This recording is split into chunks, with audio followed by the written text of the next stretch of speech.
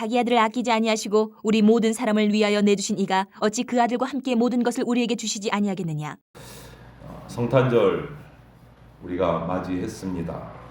흔히 성탄절을 가리켜서 예수님이 탄생하신 날, 또는 예수님이 이 세상에 오신 날, 우리는 이렇게 편안하게 얘기를 합니다. 그런데 그거는 우리 편에서 볼 때이고, 하나님 편에서 생각을 한번 해보면 성탄절은요, 사랑하는 외아들을 떠나보낸 날입니다. 좀 더 정확하게 말하면 죽기 위해 가는 외아들을 전송하신 날이에요. 그것도 자기 죄 때문에 죽으러 가시는 게 아니고 인간의 죄를 대신 짊어지기 위해 죽으러 가는 외아들을 전송한 날이 성탄절이에요. 여러분 한번 생각해 보세요. 그때 하나님의 심정이 어땠을까? 인간적으로 생각하면, 하나님이 인간은 아니시지만 우리 인간 입장에서 인간적으로 생각하면 하나님의 마음은요, 정말 갈기갈기 찢어지고 애통하고 절통해야 되는 거예요. 자기 죄도 아니고 인간의 죄를 대신 짊어지고 죽으러 외아들이 가요. 아버지 하나님 입장에서요, 인간적인 감정을 생각해 보면 정말 땅을 치고 애통해야 될 일이에요. 아니, 아들을 안 보내야 맞는 거잖아요. 그쵸? 안 보내는 게 정상이잖아요. 부모라면. 안 보내는 게 정상이죠. 전능하신 하나님 충분히 그럴 수도 있습니다. 또 그것이 오히려 당연한 일이라고 우리는 생각할 수 있습니다. 그럼에도 불구하고 하나님께서는 예수님을 이 세상에 보내셨어요. 왜 그렇게 하셨을까? 왜? 요한복음 3장 16절에 그 이유가 나와 있어요.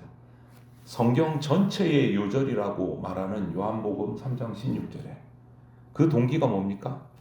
사랑이에요. 사랑했기 때문에. 그 목적은 뭡니까? 구원하시려고 보내주신 거예요.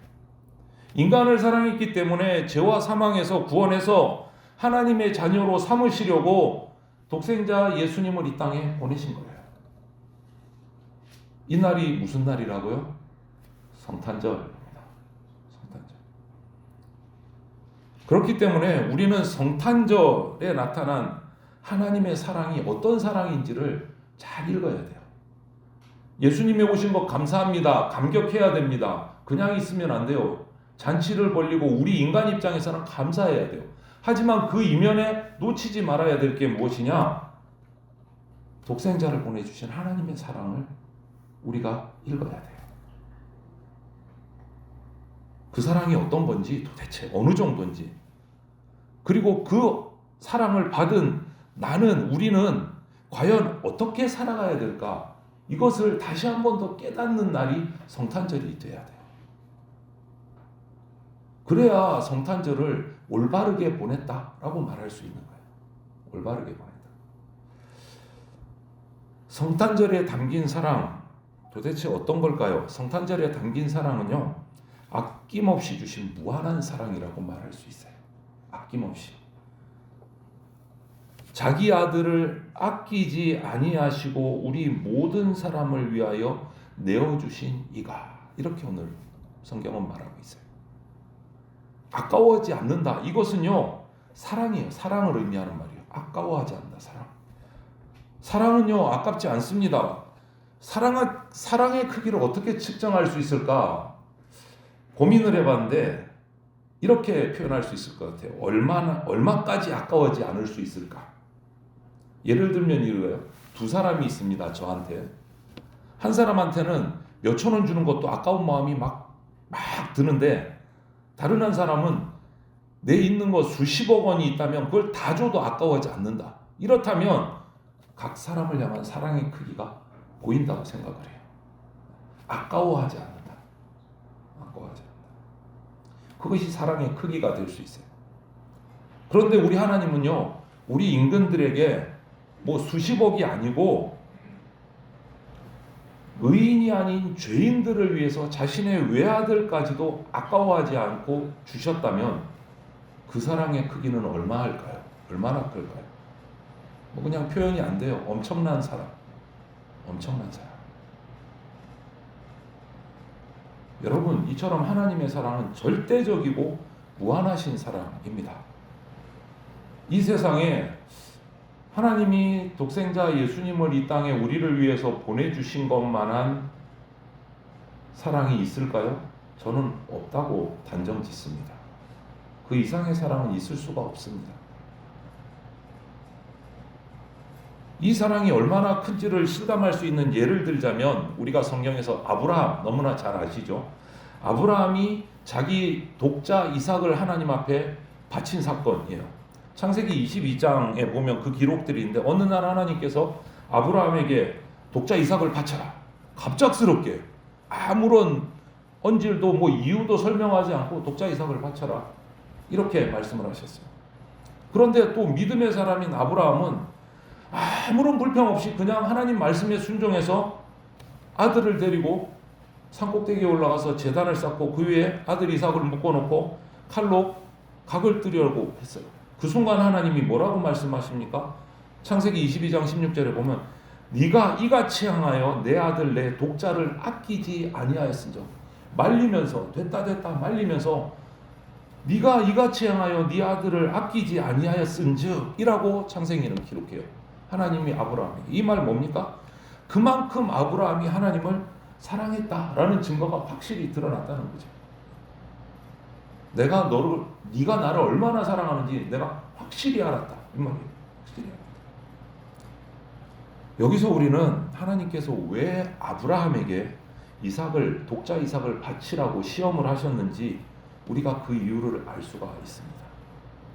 그것은 아브라함이 독자 이삭을 바치는 그 모습을 우리에게 전달해 주시면서 성경을 통해서 하나님 당신이 자신의 사랑을 보여주시기 위함이에요. 예표로 보여주신 거예요.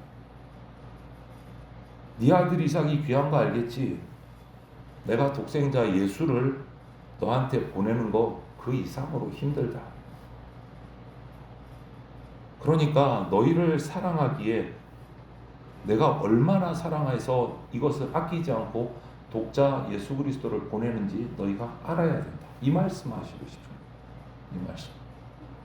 여러분, 하나님이 이유 없이 아브라함에게 이삭을 바치라고 해서 어떤 사람은 성경을 취하는 이건 나쁜 거 아니야? 무슨 하나님이 이래 막 불만이 막 나와요. 여러분, 우리 죄 때문에 하나님이 예수님을 보내셨어요. 거기서는 불만 없으십니까? 그렇게 하셔도 되는 거예요? 네? 그렇게 하셔도 되는 거예요? 아브라함이 하나님 명령을 받들어서 아들을 죽이려고 하는 거는 이거는 하나님이 독재다, 나쁜 신이야 이런 마음이 드는데 하나님이 예수님을 우리에게 보내주신 거는 아무런 감흥이 없으십니까? 이삭은 안 죽었어요. 살리셨어요. 죽기 직전에. 그런데 예수님은 그냥 내버려 두셨어요. 죽기까지. 여기에는 아무런 생각 없으십니까? 다시 한번 생각해 보셔야 돼요. 그래서 예수님이 오신 이 성탄절은요, 십자가 죽음과 항상 같이 겹쳐서 오버랩해서 우리가 기억하고 생각해야 됩니다. 성탄절, 예수님의 십자가 죽음은 항상 같이 생각해야 돼요. 성탄절은요, 십자가를 위해서 있는 날이에요. 십자가를 위해서. 왜 오셨습니까? 십자가 지러 오셨습니다. 성탄과 십자가를 떼놓고 생각할 수가 없는 날이에요. 성탄이나 십자가나 모두 우리 인간을 향한 하나님의 사랑을 구체적으로 보여주는 사건이에요. 흔히 사랑하는 사람들 사이에 증표를 교환할 때 뭐 합니까? 뭐 귀금속을 하죠. 우리는 뭐 반지를 하거나 시계를 하거나 뭐 목걸이를 하거나 기타 등등 이런 것들 귀금속을 합니다. 이유가 뭐죠? 귀금속은 값비싸기 때문에. 두 번째는 변치 않는 것이 보석이기 때문에. 그걸 가지고 사랑의 증표를 삼아요. 그만큼 변치 않고 귀중하다라는 것으로 사랑을 고백하는데 그 귀금속을 가지고 우리가 증표를 삼는 거죠. 그래도 인간의 증표는요, 잃어버릴 때도 있고 사라질 때도 있고 삶이 힘들어지면 팔아먹을 때도 있어요. 그거 징표 맞습니까? 그렇게 되면. 그런데 독생자 예수님보다 더 확실한 증표가 있을까요? 팔아먹을 수도 없어요. 사라질 수도 없어요. 영원한 분이시기 때문에. 그분의 십자가는 아직도 있기 때문에 역사 속에서. 예수님의 가치는요. 어떻게 뭐로 환산할 수 없는 귀중한 거예요. 영원한 거예요. 그래서 우리 믿음의 선지들은요. 예수님을 통해서 나타난 이 무한한 하나님의 사랑에 감격해서 이런 노래를 했어요. 사도 요한은요. 요한 1서 3장 1절에 이런 말씀을 남겨놨습니다. 맞나요? 예. 보라, 아버지께서 어떤 사랑을 우리에게 주사 하나님의 자녀라 일컬음을 받게 하셨는고. 어떤 사랑으로요? 예수 그리스도가 오셔서 죽으심으로. 그런 고백을 했어요. 사도 바울은 이런 고백을 했습니다. 긍휼에 풍성하신 하나님이 우리를 사랑하시 그 큰 사랑을 인하여. 이런 표현을 했어요.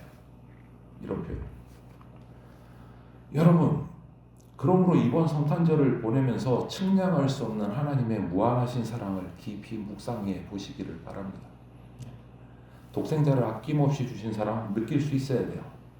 성탄의 의미를 제대로 깨달을 수 있어야 됩니다. 아무 뜻도 모른 채 그냥 사람들끼리 흥청망청하는 그 연말에 있는 휴일, 빨간 날, 이걸로 진짜 지내면 공허합니다. 공허해요. 여러분, 요즘에는 크리스마스도 쓰기 싫으니까 사람들이 엑스마스 이렇게 쓰잖아요. 엑스가 뭔 줄 아십니까? 마스가 뭔 줄 아십니까? 엑스가 영어 알파벳 엑스가 아니에요. 이거는 무식이 통통 튀는 거예요. 그렇게 말씀하시면. 영어 알파벳 X가 아니에요. 엑스마스에서. 마스는 미사, 예배입니다. 예배. X는 뭐냐? 헬라어, 성경을 쓴 헬라어의 알파벳 키예요. 키. 이 X가 언제 쓰느냐? 헬라어로 그리스도를 쓸 때 제일 앞에 쓰는 크라이스트라고 쓸 때 쓰는 키라는 알파벳이에요. 영어 X가 아니에요. 그런데 뭣도 모르고 읽는 사람들 그러죠. 엑스마스. 참 안타까운 거예요. 그리스도 입장에서 보면 엑스마스. X가 뭔지도 모르고 엑스마스래. 키, 크리스마스의 제일 앞자를 대문자로 쓴 거예요. 헬라어로. 크리스마스가 뭡니까? 크라이스트 마스. 예수 그리스도를 예배하는 날이에요. 성탄절. 놀러 가는 날 아닙니다. 빨간 휴일 아닙니다. 엑스마스는요. 나도 엑스마스라고 그러네. 크리스마스는 예수 그리스도를 예배하는 날이에요. 엑스마스가 아니에요. 그렇게 읽는 분들이 있으면 이제 좀 유식하게 가르쳐 주세요. 야, 영어 아니야. X가 아니야. 헬라어야. 헬라어. 키야. 키. 아이고. 예수님 예배하는 날이야. 똑바로 가르쳐 주세요. 엑스마스다 놀러 가자 말 됩니까? 안 됩니까? 택도 없는 말이에요. 제발 좀. 여러분, 공허한 일이에요. 그리스도인조차도 성탄절임을 잘 모르고 지나갈 때가 있어요. 엑스마스라고 외치면서. 적어도 그리스도인이라면 우리들은 성탄절이 세상에 흥청거리는 그런 분위기에 빠져들지 말고 잠잠히 하나님 앞에서 하나님의 그 아낌없는 놀라운 사랑에 감격하고 감사하는 날로 보내야 되는 거예요. 성탄의 사랑을 우리는 입었어요. 그럼 어떻게 살아가야 될까요, 여러분? 우리가 진짜 성탄의 사랑을 입은 자들이라면 마땅하게 가져야 할 태도가 있는데 그 두 가지로 말할 수 있는데 승리의 확신과 사랑의 헌신. 이 딱 두 가지예요. 승리의 확신과 사랑의 헌신. 먼저 승리의 확신을 한번 볼까요? 승리의 확신. 성탄을 통해서 보여주신 하나님의 무한한 사랑은 우리 인생의 일종의 담보물, 보증이에요. 보증이에요. 우리를 그처럼 독생자를 보내실 만큼 사랑하시는 분이라면 보증이 되는 거예요. 우리 인생을 책임져 주시겠구나. 독생자를 아낌없이 보내주실 정도라면 내 인생 책임져 주시겠구나. 하나님께서. 그 보증이에요. 보증. 그래서 바울은요. 이렇게 성경에 감격적으로 고백을 했어요. 로마서 오늘 우리 읽은 말씀을 포함한 말씀인데요. 만일 하나님이 우리를 위하시면 누가 우리를 대적하리요? 자기 아들을 아끼지 아니하시고 우리 모든 사람을 위하여 내어주시니가 어찌 그 아들과 함께 모든 것을 우리에게 은사로 주지 아니하시겠느냐. 아들을 독생자를 보내주신 하나님이 우리에게 모든 것을 채워주지 않겠느냐, 이 말을 고백한 거예요. 사도 바울. 너무너무 당연한 거죠. 독생자를 보내주실 만한 사랑을 가지신 분이 그보다 약한 건 못 챙겨주실 게 뭐가 있겠습니까? 우리 인생의 범사를 책임져 주신다는 것은 당연한 거예요. 당연한 거예요. 여러분, 이제 요즘에는 그런 거 참 보기 힘들던데, 저 어릴 때만 해도 종합 선물 세트라는 게 있어요. 큰 종이 상자에. 그거 열어보면 여러분도 기억하시죠? 모든 종류의 간식이 다 들어 있습니다. 과자, 사탕, 껌, 초콜릿부터 시작해서 모든 게 다 들어 있어요. 너무 좋죠? 마찬가지예요. 예수님을 주신 하나님은 우리 인생에 필요한 모든 것을 다 보장해 주십니다. 그 보증이 뭐라고요? 독생자 예수 그리스도를 보내주신 게 그 보증이에요. 그래서 우리는 예수님을 이미 주셨으니 다 주신 것이나 마찬가지예요. 예수님을 받았으면 다 받은 겁니다. 따라서 우리는 인생에서 진짜 승리에 대한 확신을 가질 수가 있는 거예요. 왜? 예수님이라는 보증수표를 우리가 받았어요. 예수님이라는 승리를 확신할 수 있게 되는 거예요. 인생 승리를. 혹시 목사님, 아직 제가 고난도 있고 아픔도 있고 열심히 한다고 했는데 뭐가 잘 안 풀리는 것 같기도 하고, 이게 뭘까요? 나 예수님 믿는데. 그런 분들이 이 자리에 혹시 계신다면 저는 이렇게 답해 드립니다. 신앙의 연단이 필요한 시기라서 당분간 유보하고 기다리고 계시는 것뿐이다. 저는 항상 그렇게 기도합니다. 축복 기도를 하고 새벽에도 우리 성도들을 위해서 기도하면서 마지막에 항상 붙이는 게 이거예요. 하나님 아버지, 하나님의 때에 하나님의 방법으로 기도에 응답해 주십시오. 왜 그렇습니까? 그게 가장 좋은 응답이니까. 그게 가장 좋은 응답이니까. 지금 당장 안 풀리고 힘든 것 같아도 하나님이 제일 좋은 때를 기다리고 그 때를 준비하고 계시기 때문에 여러분의 지금 낙심하시면 안 됩니다. 우리의 승리는 확정돼 있어요. 왜? 예수님을 받았기 때문에. 예수님을 받았기 때문에. 가장 좋은 때, 가장 좋은 방법으로 주십니다. 승리를. 그때를 우리는 확신하고 기다려야 돼요. 왜? 예수님을 받았기 때문에. 가장 좋은 선물을 받았기 때문에. 우리가 포기해도 하나님은 절대 포기하지 않으십니다, 여러분. 독생자를 희생하면서 구원한 당신의 백성들인데 어떻게 하나님이 포기해요? 포기 못하죠. 우리가 잘나서가 아닙니다. 하나님의 큰 사랑 때문에 우리는 승리를 확신하면서 살아갈 수 있는 거예요. 우리 성도들에게 있어서 승리, 인생 승리, 인생 성공은요, 가능성이 많은 사실, 이거 아니에요. 확정된 사실입니다. 확정된 사실. 그렇기 때문에 사도 바울은 또 이렇게 당당하게 승리를 확신하면서 우리에게 말씀을 남겨놨어요. 로마서 8장 35절 37절을 보면 이런 말씀이 있어요. 누가 우리를 그리스도의 사랑에서 끊으리요? 환난이나 공고나 핍박이나 기근이나 적신이나 위험이나 칼이냐? 그러나 이 모든 일에 우리를 사랑하시는 이로 말미암아 우리가 어떻게 이긴다고요? 넉넉히 이기느니라. 왜? 예수님을 받았습니까? 여러분, 하나님을 믿는 자인데 근심 걱정에 사로잡히면 참 곤란합니다. 그것은 하나님의 사랑을, 이 큰 사랑을 의심하는 불신앙이에요. 그럴 시간이 있으면 기도하십시오. 기도하십시오. 예수님의 성탄을 믿는다면 그 성탄에 담긴 무한한 하나님의 사랑도 믿으시기를 바랍니다. 성탄은 하나님의 무한한 사랑에 대한 뭐라고요? 담보, 보증이에요. 보증. 아무쪼록 이 담보물 놓치지 마십시오. 꽉 붙잡고 있으셔야 돼요. 절대 잃으시면 안 됩니다. 남은 생애를 어떤 어려운 가운데서도 마지막에 승리하게 하시는 당당한 모습으로 이 예수님이라는 보증을 붙들고 승리를 확신하면서 살아가시기를 바랍니다. 네. 두 번째가 뭐랬죠? 사랑의 헌신이에요. 사랑의 헌신. 사랑의 헌신. 사랑은 항상 주는 것이지만 사랑은 또 다른 사랑을 요구를 합니다. 그렇다고 강제적으로 막 타산적으로 하는 거 아닙니다. 사랑에 감격하고 감복하면 저절로 사랑이 나와요. 네. 나와요. 저절로.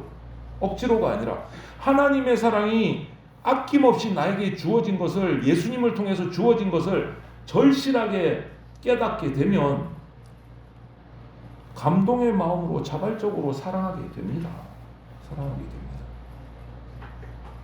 그것이 사랑의 헌신이에요. 고린도후서 5장 1절을 보면 이런 말씀이 있습니다. 그리스도의 사랑이 우리를 강권하시는도다. 혹시 기억하세요? 이거 기억하면 제가 다음 주에 식사 대접하겠습니다. 어디서 많이 보신 적 없으세요? 아무도 없는. 예? 표? 저 뒤에 있어요. 현수막에 빨간 글자. 그리스도의 사랑이 우리를 강권하시는도다. 기억도 안 못하시죠? 기억도 못하시죠? 2년 이상 걸려 있었어요. 이 강권한다는 말은요, 끌어당긴다는 뜻이에요. 끌어당긴다. 자석, 비유하자면 하나님의 사랑은요, 자석 같아요.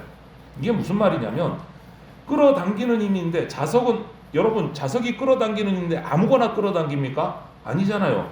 쇠붙이만 끌어당겨요. 쇠붙이만. 쇠붙이가 아니면 종이나 나무들은 아무리 자석을 갖다 대도 꿈쩍도 하지 않습니다. 마찬가지로 진정한 하나님의 사랑을 맛본 사람은 예수님의 성탄 십자가의 은혜로 구원을 체험한 사람은요, 서로 끌어당겨요. 서로. 하나님의 사랑을 맛본 사람들은 서로 끌어당겨서 하나가 됩니다. 하나님의 사랑 안에서. 그게 하나님의 자석이에요. 하나님의 자석. 하나님의 사랑에 끌리는 거예요. 서로. 하나님의 사랑에. 그래서 교회 공동체에 성도들이 끈끈하다, 가족보다 더 친한 것 같다, 이런 말이 나올 때가 있는데 그게 뭐냐? 하나님의 사랑으로 찰싹 붙어서 그래요. 하나님의 사랑. 아낌없이 주신 사랑에 감복돼서 아낌없이 사랑을 베풀게 되는 거예요. 여러분, 성경에 예를 들자면 예수님의 십자가 희생을 앞두고 한 여인이 예수님의 그 사랑에 감격해서 요한복음 12장을 보면 이 사건입니다. 나사로의 누이 마리아 이야기가 나오는데, 이 마리아는 300데나리온이나 되는 엄청나게 비싼 고가의 향유를 가지고 와서 그 옷값을 깨트려서 십자가에 달리실 예수님의 발을 적시고 머리털을 씻는 장면이 나와요. 여러분, 300데나리온 우리 원화가 아니라서 감이 안 잡히시죠? 1데나리온이 그 당시 노동자의 하루 품삯이에요. 1데나리온이 하루 1당이에요. 그럼 300데나리온은 대략 얼마요? 그냥 1년치 연봉이라고 생각하시면 돼요. 1년치 연봉. 1년치 연봉에 대한 그 엄청난 고가의 향유를 아낌없이 예수님의 발에 붓고 예수님의 십자가의 죽으심을 준비하는 이 마리아예요. 가난한 여인입니다. 부자 아니에요.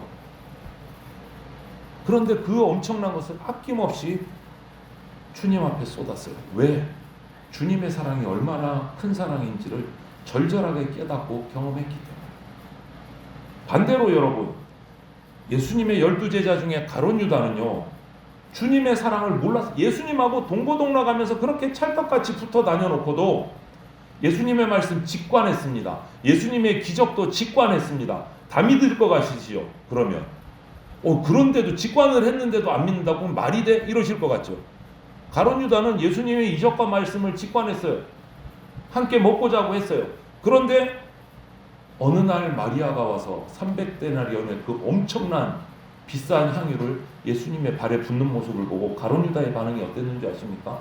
아까워서 야 그거를 갖다가 가난한 사람들 나눠주고 헌금을 하지 왜 아깝게 거기다가 허비를 하지 이런 반응을 했어요. 마리아와 가룟 유다의 반응 300데나리온을 두고 정반대의 반응이 나타났어요. 왜 그렇습니까? 마리아는 하나님의 사랑을 깊이 깨달았고 그래서 300데나리온도 아깝지가 않은 거예요. 가룟 유다는요 하나님의 사랑을 맛보지 못했기 때문에 너무너무 아까운 거예요. 결국 가룟 유다의 마지막은 뭡니까? 멸망이에요. 여러분 우리 신앙생활의 절정은요 하나님의 사랑을 깨닫고 헌신하는 겁니다. 사랑의 헌신이에요. 주님의 사랑을 깊이 깨닫고 감동돼서 어떻게 하면 주님 앞에 좀 더 헌신할 수 있을까? 어떻게 하지? 내가 할 수 있는 게 뭘까? 안타까운 마음을 갖는 것. 이것이 하나님의 사랑에 감동된 성숙한 신앙인의 모습입니다. 우리 찬송가에도 그런 찬송가가 있어요. 151장에 보면 3절에 이런 가사가 중간에 있습니다. 너무 잘 아실 거예요. 늘 울어도 그 큰 은혜 다 갚을 수 없네. 나 주님께 몸 바쳐서 주의 일 힘쓰리. 아시는 찬송이죠? 이 찬송의 가사를 적은 사람의 마음이 어땠을까요? 바로 300데나리의 옥합 향유를 깨뜨린 마리아와 같은 심정이에요.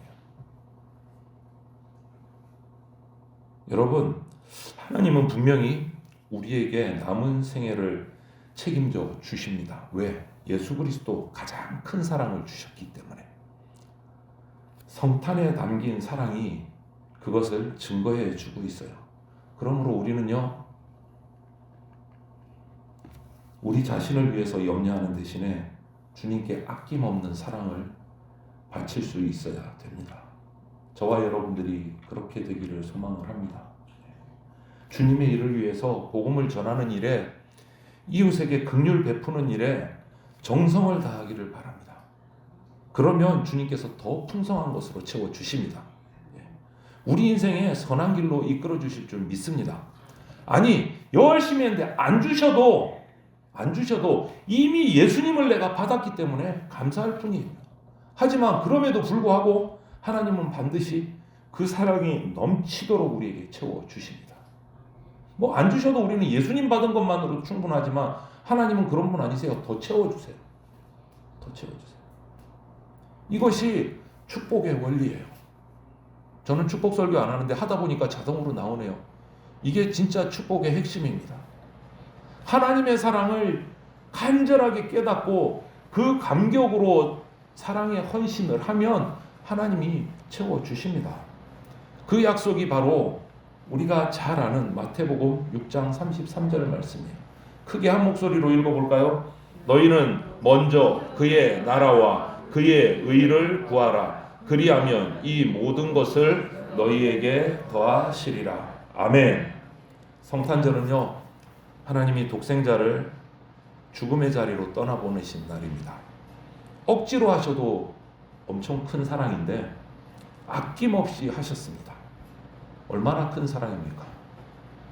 이것이 바로 측량할 수 없는 무한하신 하나님의 사랑입니다. 성탄은 바로 그 사랑의 징표예요. 사랑의 징표.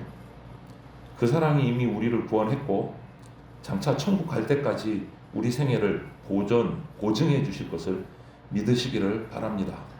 더 나아가서 그 사랑에 감복해서 아낌없이 주님을 위해 사랑을 바치는 복된 성도들이 다 되시기를 주님의 이름으로 축원을 드립니다. 아멘. 함께 기도드립니다. 사랑이 많으신 하나님 감사합니다. 우리 가운데 가장 큰 선물을 보내주셨습니다. 아낌없는 사랑으로 독생자 예수님을 우리에게 보내주셨습니다. 우리의 죄를 대신 지고 십자가에 죽기까지 보내주셨습니다. 그 사랑을 잊지 않고 살아가게 하여 주시옵소서. 더 이상 무엇을 주지 않으셔도 우리는 감사할 수밖에 없고 감격할 수밖에 없는 인생임을 우리가 잊지 않고 살아가게 하여 주시옵소서. 그럼에도 불구하고 우리가 사랑으로 헌신할 때 필요를 채우시는 그 하나님의 더 큰 사랑을 우리가 잊지 않고 날마다 헌신하며 승리를 확신하며 살아가는 주의 백성, 성탄의 사랑을 받은 백성 되게 하여 주시옵소서. 감사드리며 모든 말씀을 예수 그리스도의 이름으로 기도드립니다. 아멘. 독생자를 주신 하나님 아버지의 그 크신 은혜와 골고다 십자가 위에서 온몸이 찢김과 죽음에 내던지기까지 우리를 사랑하신 예수님의 그 크신 사랑과 성령님의 감화 감동 역사하심이 성탄 예배를 드린 성도들 위에와 장래의 이 기쁜 소식을 듣게 될 모든 이들에게 이제로부터 영원토록 함께 있을지어다. 아멘.